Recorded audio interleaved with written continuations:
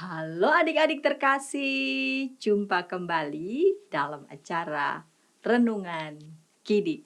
Bersama dengan saya, ada yang sudah kenal atau ada yang belum kenal, bisa jadi ada yang belum kenal karena baru saja melihat tayangan Renungan Kidi. Terima kasih adik-adik ya yang baru saja hari ini menyaksikan tayangan Renungan Kidi. Dan bagi adik-adik yang selalu setia mendengarkan firman Tuhan dalam acara Renungan Kidi, keren banget. Nah adik-adik, hari ini kakak mau membawakan cerita. Mulai dengan apa dulu ya? Ada yang tahu adik-adik, Kak Santi ini sedang pakai kostum apa? Ada yang tahu?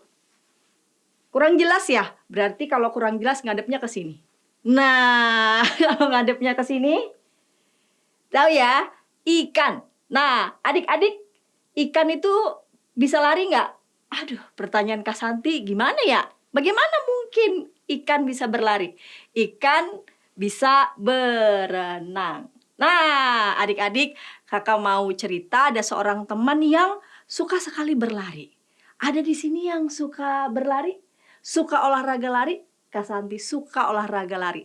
Tapi karena usia makin bertambah harus hati-hati. Sebab Kak Santi pernah cedera. Aduh sakit banget gara-gara saking senengnya berlari. Nah Kak Santi tadi kan udah bilang ya, punya temen namanya Didi, suka berlari dan mau ikut kompetisi berlari. Tapi dia punya masalah.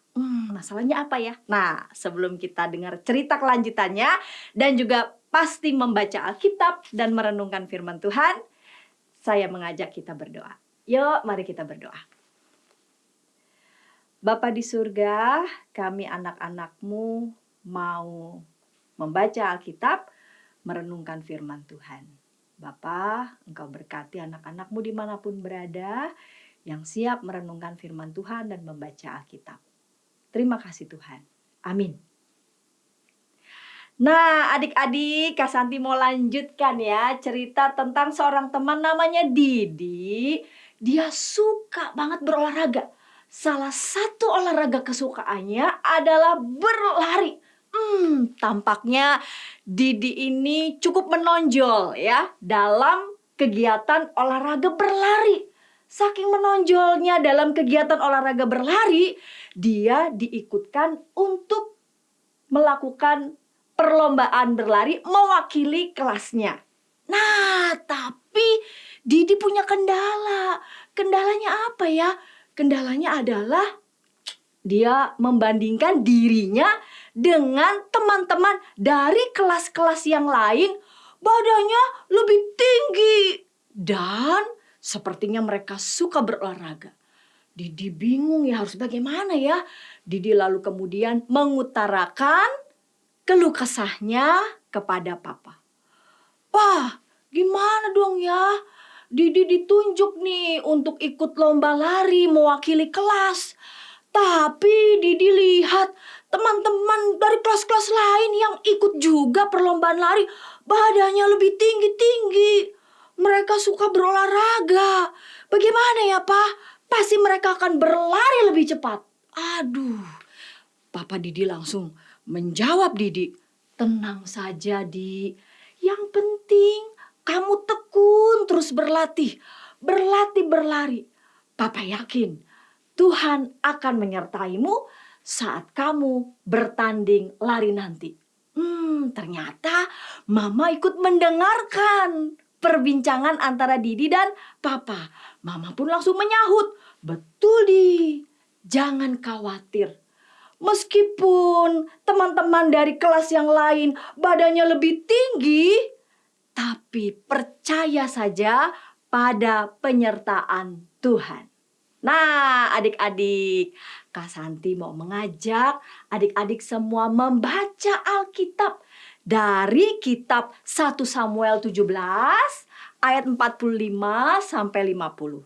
Nah, untuk adik-adik yang sudah bisa langsung cepat membuka Alkitab, yuk buka Alkitabnya. Nah, untuk adik-adik yang masih perlu untuk dibantu membuka Alkitab, minta mama dan papa untuk membantu membuka Alkitab. Yuk, ya, Kak Santi akan baca 1 Samuel pasal 17 ayat 45 sampai 50.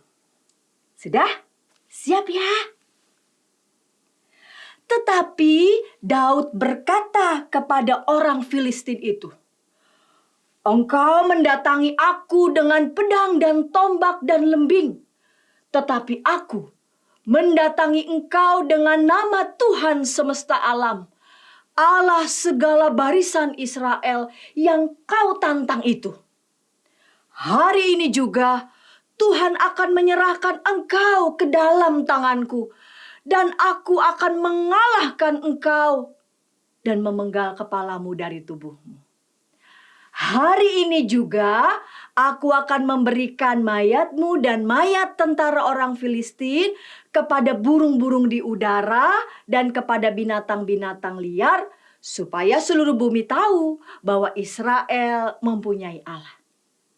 Dan supaya segenap jemaah ini tahu bahwa Tuhan menyelamatkan bukan dengan pedang, bukan dengan lembing. Sebab di tangan Tuhanlah pertempuran, dan Ia pun menyerahkan kamu ke dalam tangan kami." Ketika orang Filistin itu bergerak maju untuk menemui Daud, maka segeralah Daud berlari ke barisan musuh untuk menemui orang Filistin itu. Lalu Daud memasukkan tangannya dalam kantungnya, diambilnyalah sebuah batu dari dalamnya, diumbannya, maka kenalah dahi orang Filistin itu, sehingga batu itu terbenam ke dalam dahinya, dan terjerumuslah ia dengan mukanya ke tanah. Demikianlah Daud mengalahkan orang Filistin itu dengan umban dan batu. Ia mengalahkan orang Filistin itu dan membunuhnya tanpa pedang di tangan. Nah, adik-adik, baca Alkitab ini kita harus mengerti apa maknanya ya. Apa makna dari yang mau disampaikan firman Tuhan dalam Alkitab dan juga dikaitkan dengan hidup kita sehari-hari. Jadi kita harus bijak-bijak untuk mengerti maknanya ya. Apa sih maknanya? Nah, maknanya adalah Daud akan berperang melawan Goliat. Namun, perbandingan postur tubuh mereka tidak seimbang. Daud melihat, aduh, tubuhnya Goliat besar, tinggi, perkasa. Sedangkan tubuh Daud jauh lebih kecil. Goliat pun menjadi sombong karena menganggap, Daud itu lebih kecil, pasti gampang untuk dikalahkan. Namun Daud menunjukkan, meskipun ia kecil, tapi Tuhan mampu membuatnya mengalahkan Goliat yang sombong itu. Hal itu bisa terjadi karena Daud datang pada Goliat dengan membawa nama Tuhan. Adik-adik, dengan membawa nama Tuhan dalam hidup kita, penyertaannya pun akan selalu menaungi kita. Bahkan, Ia memampukan kita untuk melakukan hal yang mungkin menurut kita nggak mungkin itu dapat terjadi. Tapi bagi Tuhan itu bisa terjadi. Jadi adik-adik tak perlu merasa kecil hati, tak perlu merasa merasa minder, lalu kemudian membandingkan diri mungkin dengan siapa yang mungkin merasa lebih hebat, atau badannya lebih bagus, atau prestasinya lebih bagus. Jangan bersikap seperti itu ya. Semua kita diberikan karunia yang sama. Hanya yang diminta adalah percaya pada Tuhan, terus bertekun berlatih, terus bertekun belajar. Tuhan akan menyertai, Tuhan akan memimpin, Tuhan akan menuntun dan memberikan yang terbaik buat Kak Santi dan juga buat adik-adik sekalian. Mari kita berdoa.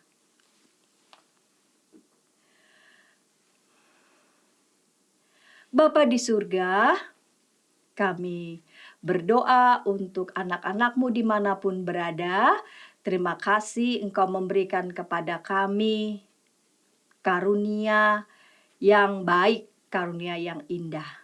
Kami bersyukur untuk semua karunia yang Tuhan berikan bagi kami.